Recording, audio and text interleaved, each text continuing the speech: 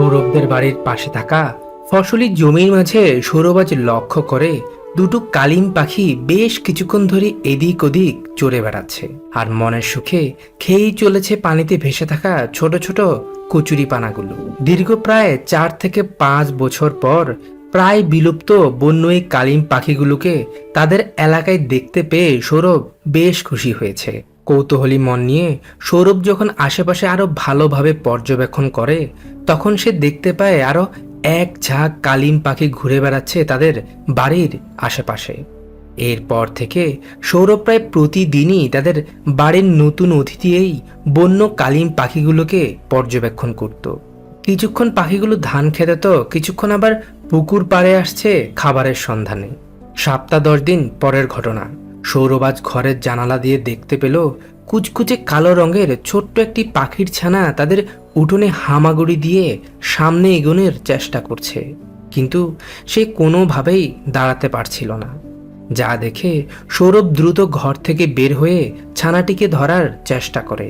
কুচকুচে কালো রঙের অনেকটা মুরগির বাচ্চার মতো দেখতে কালিম পাখির ছানাটি সৌরভের উপস্থিতি টের পেয়ে তড়ি ঘড়ি করে পালানোর চেষ্টা করে। এরপর সৌরভ যখন ছানাটিকে হাতে তুলে নিয়ে পর্যবেক্ষণ করে তখন সে দেখতে পায় নিষ্পাপ ছানাটি তার পায়ে এবং চোখে খুব গুরুতরভাবে আঘাত পেয়েছে। ছানাটিকে উদ্ধার করার পর সৌরভ এবং তার ছোট বোন মিলে আশেপাশে যখন আরো ভালোভাবে পর্যবেক্ষণ করে তখন তারা আরো একটি কালিম পাখির ছানাকে কুড়িয়ে পায়। ছানাগুলোকে পর্যবেক্ষণ করে তারা বুঝতে পারে যে তাদের দুজনের শারীরিক অবস্থা মোটেও ভালো নয়, যার কারণে সৌরভ এবং তার ছোট বোন মিলে ছানাগুলোকে নিয়ে আসে তাদের ঘরের মাঝে। ঘরে এনে ছানাগুলোকে তারা প্রায় 4 থেকে 5 ঘন্টা পর্যবেক্ষণে রাখে। এরপর পেট ভরে তাদের দুজনকে খাবার খাইয়ে তারা এবার রওনা দেয় ছানাগুলোর মায়ের বুকে তাদের আবারও ফিরিয়ে দিতে। আশপাশটায় বেশ কিছুক্ষণ খোঁজাখুঁজির পরও সৌরভ কোনো ছানাসহ মা কালিম পাখিকে খুঁজে পেল না। এক পর্যায়ে সে ছানাগুলোকে ছেড়ে দিয়ে কিছুটা দূরে গিয়ে অপেক্ষা করতে থাকে মা পাখিটির জন্য, কিন্তু অসহায় ফুটফুটে কালিম ছানাগুলোর কিচির মিচির আওয়াজ শেষমেশ আর পৌঁছালো না মা পাখিটির কান অব্দি। তাই তো অনেকটা নিরুপায় হয়ে সৌরভ ফের ছানাগুলোকে হাতে নিয়ে ফিরে আসে তাদের ঘরের মাঝে। এরপর থেকে বাবা মাহারা নিষ্পাপ কালিম ছানাগুলোকে সৌরভ এবং তার ছোট বোন মিলে শুরু করে লালন পালন করা। ধান, চাল ইত্যাদির সাথে সাথে পিঁপড়ে, ডিম, ছোট ছোট মাছ আরও নানা ধরনের পুষ্টিকর খাবার খাইয়ে অতি আদরে ভালোবেসে সৌরভ এবং তার পরিবার ছানাগুলোকে বড় করে তুলতে লাগলো। দিনের কিছুটা সময় তারা আবার ছানাগুলোকে ছেড়ে রাখে উঠোনের মাঝে, যেন ছানাগুলো আশেপাশে ঘুরে বেরিয়ে খোলা প্রকৃতির বুকে নিজেদের কিছুটা হলেও মানিয়ে নিতে শিখে।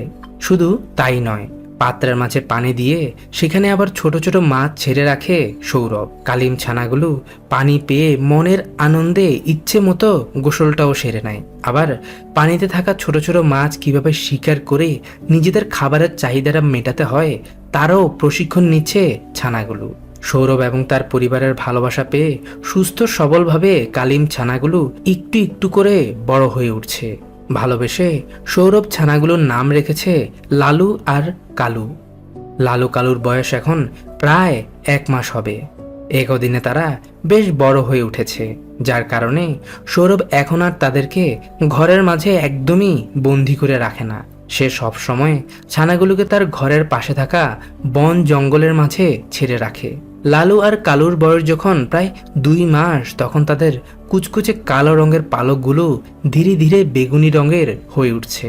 পুরোটা দিন ঘরের আঙিনায় ছানাগুলোকে সৌরভ মুক্ত অবস্থায় ছেড়ে রাখলেও তারা কখনোই সৌরভের ঘর ছেড়ে দূরে কোথাও চলে যায় না, কারণ সেই ছোট থেকে তাদের ভালোবাসা পেয়ে ধীরে ধীরে তারা বড় হয়ে ওঠায় তারা এখন সৌরভের পরিবারকেই নিজেদের পরিবার মনে করে। মাত্র 3 থেকে 4 মাসের মধ্যে তারা পুরোপুরি বড় হয়ে যায়। এই কয়েক মাসে তাদের ঘরে থাকা হাঁস মুরগিরগুলোর সাথেও লালু আর কালু খুবই ভালো বন্ধুত্ব করে নিয়েছে। সৌরভ ঘরে ফিরলেই তারা দুজন দৌড়ে চলে আসে তার কাছে। এরপর তাদের আদর করে দেওয়ার জন্য এভাবেই বায়না ধরে পাখিগুলো।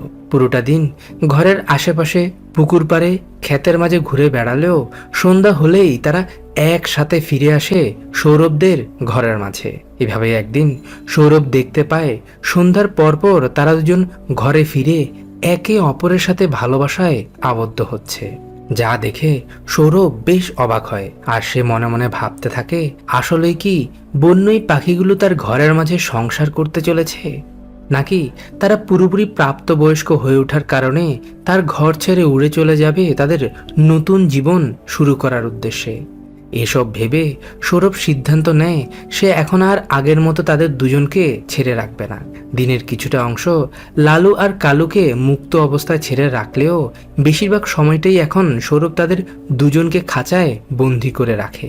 আর তাদের সবচেয়ে পছন্দের খাবার কচুরিপানার নরম শিকড় এনে খেতে দেয় তারা।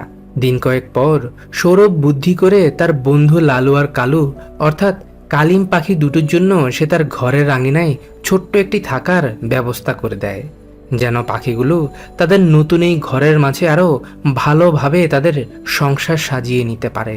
নতুন ঘরের মাঝে কালিম পাখি দুটোকে রাখার 2-4 দিন পর যখন সৌরভ একটি ঝুড়ির মাঝে খড়কুটো দিয়ে তাদের ঘরের কোণে রেখে দেয়, তখন সে দেখতে পায় স্ত্রী কালিম পাখিটি ওই ঝুড়ির মাঝে গিয়ে প্রস্তুতি নিচ্ছে ডিম পাড়ার, যা দেখে সৌরভ অনেক বেশি খুশি হয়। কিন্তু প্রায় 7-10 দিন কেটে যাওয়ার পরও স্ত্রী কালিম পাখিটির ডিম পাড়ার কোনো নামগন্ধই নেই, যা দেখে সৌরভের মা তাকে পরামর্শ দেয় পাখিগুলোকে আবারও মুক্ত অবস্থায় ছেড়ে দেওয়ার জন্য। মায়ের কথা শুনে সৌরভ কালিম পাখি দুটোকে আবারও আগের মতো মুক্ত অবস্থায় ছেড়ে দেয়। তাদের ছেড়ে দেওয়ার 2-4 দিন পরে সে লক্ষ্য করে স্ত্রী কালিম পাখিটি তাদের ঘরের কোণে থাকা মুরগির ডিম পাড়ার এই স্থানটির মাঝে কি যেন করছে, আর পাশে দাঁড়িয়ে থেকে পুরুষ কালিম পাখিটি পাহারা দিচ্ছে তার স্ত্রীকে। 2-4 দিন পর সৌরভ আজ দেখতে পায় তার আদরের স্ত্রী কালিম পাখিটি বেশ কয়েকটি ডিম পেড়েছে এই ঝুড়ির মাঝে, যা দেখে সৌরভের পরিবারের প্রত্যেকটি সদস্য অনেক বেশি খুশি হয়। কালিম দম্পতি টানা 18 থেকে 20 দিন তাদের ডিমগুলোতে তা দেওয়ার পর ডিমগুলো ফুটে কুচকুচে কালো রঙের 3টি ছানার জন্ম হয়েছে। ছানাগুলো জন্মের পর থেকে কেন জানি কালিম দম্পতি বাকি থাকা ডিমগুলোতে আর তা দিতে চাচ্ছে না, যার কারণে সৌরভ কালিম পাখির ডিমগুলোর দায়িত্ব দেয় ডিমে তা দিতে বসা তাদের পোষা এই মুরগিটিকে। এদিকে 3 সন্তানকে নিয়ে কালিম পাখি দম্পতি এখন খুব ভালোই আছে। ছানাগুলো যখন কিছুটা শক্তপোক্ত হয়ে ওঠে তখন সৌরভ কালিম পাখির ছোট্ট এই পরিবারটিকে মুক্ত করে দেয় তাদের ঘরের উঠোনে। কিন্তু তাদেরকে মুক্ত করে দেওয়ার ঠিক 2 দিন পরেই সৌরভের ছোট বোন তাদের আদরের লালু আর কালুর মৃতদেহ খুঁজে পায় ধান ক্ষেতের মাঝে। জমিতে দেওয়া পোকামাকড় নিধনের বিষাক্ত রাসায়নিক ওষুধ খেয়ে সদ্য জন্ম নেওয়া 3টি ফুটফুটে ছানাকে রেখে তারা দুজন পাড়ি জমায় না ফেরার দেশে।